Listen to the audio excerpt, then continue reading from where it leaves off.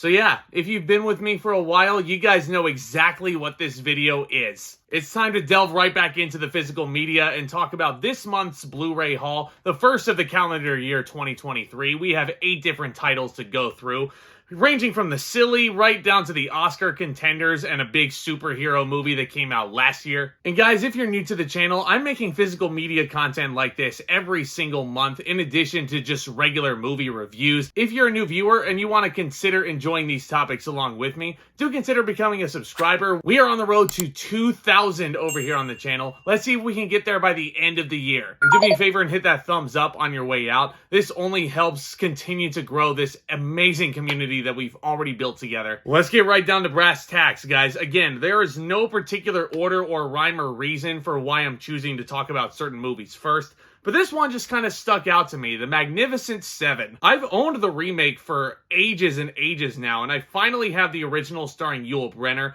Can't wait to watch this one again. It's a classic Western. If you want to talk about Oscar contenders, let's talk about Tinker, Tailor, Soldier, Spy, with an amazing Oscar-nominated turn from Gary Oldman, and I believe Tom Hardy. Yeah, Tom Hardy is in this one.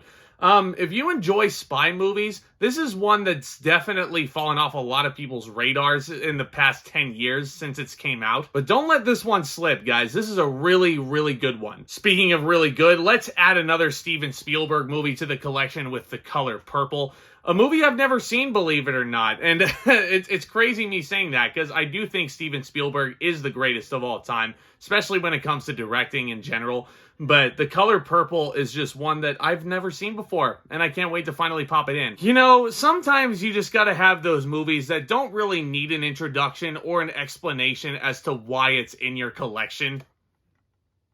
The Waterboy is one of those movies. Captain Insano shows no mercy. Yeah, Oscar winner Kathy Bates playing Adam Sandler's mother in this thing. Like, yeah, I really liked this movie growing up, and I've since grown some brain cells since I initially loved this movie, and I see how stupid it is, but I still can't help but be entertained by it. And these are all brand new releases that came out in the theater last year, and I will have full reviews of those on the channel. I'll go ahead and leave links to those videos down in the description like I usually do. But let's start off with Violent Night, a movie that actually did get confirmed to have a sequel, which is crazy because I don't even know if it made enough money to warrant a sequel, but I'm all for it. Violent Night was a ton of fun. David Harbour was such a badass in this role. Very inventive kills as well. Almost like an R-rated Home Alone come to life in this third act, which was ridiculously fun. If you miss Violent Night in theaters, I cannot recommend this one enough. It's so much fun. Only watch it during the holiday season though, because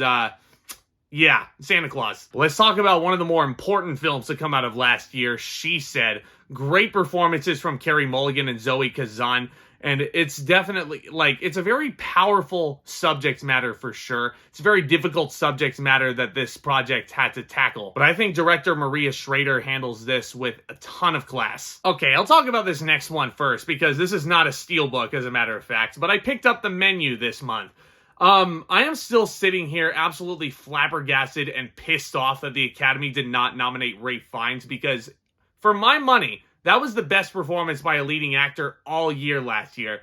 And he did not garner a single nomination, like not even a look from the Academy. Absolutely crazy, because this, I think, is Ralph Fiennes' best performance of his entire career. Saying something, because that man is a legend. Anya Taylor-Joy and Nicholas Hoult as well. Definitely do not overlook them. It definitely has one of the most ambitious and ambiguous endings you will see to any movie last year. But I just couldn't help but be enraptured by this delicious entree right here. If you didn't catch The Menu, I believe this is on HBO Max if you don't want to go out and buy this Blu-ray, but I highly recommend you go out and support this film any way you can, because it is just a gem. And last but certainly not least, seems pretty timely that I bring this movie up with James Gunn releasing his newest DC slate. But here's Black Adam. I know a lot of people have talked a lot of crap about this movie, and they said that the plot was formulaic and stuff like that.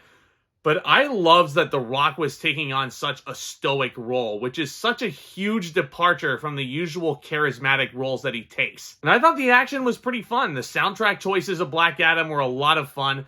Behind the scenes, though, yeah, this movie was pretty much a colossal mess. But you know, if my boy is in it and he's in a starring vehicle in a superhero movie for that matter, I gotta own this. And I admittedly did have some fun when I saw this in the theater. Also, do not overlook Aldous Hodge and Pierce Brosnan, both really, really good in this. But that's about gonna wrap it up for this month's Blu-ray haul. All 8 titles right here. That is how they look on your shelf. Thank you once again so very much for joining me on this journey. Let's keep trucking along. Let's see if we can get to 2,000 by the end of the year. Smash that subscribe button, hit that notification bell, hit that thumbs up as well. That would be amazingly helpful, guys. Stay tuned for more exciting videos hitting this channel going into a stacked month of February, which does see the release of the first Marvel project of Phase 5, Ant-Man and the Wasp: Quantumania. Can't wait to continue delving deeper into the Marvel Cinematic Universe. We also have Knock at the Cabin coming out the first weekend of February, M. Night Shyamalan's newest terror. And I'll keep trudging along my Rocky playlist. I'm going to wrap it up in the month of February before we get to Creed 3 at the start of March. So stay tuned for all that and much, much more, my friends.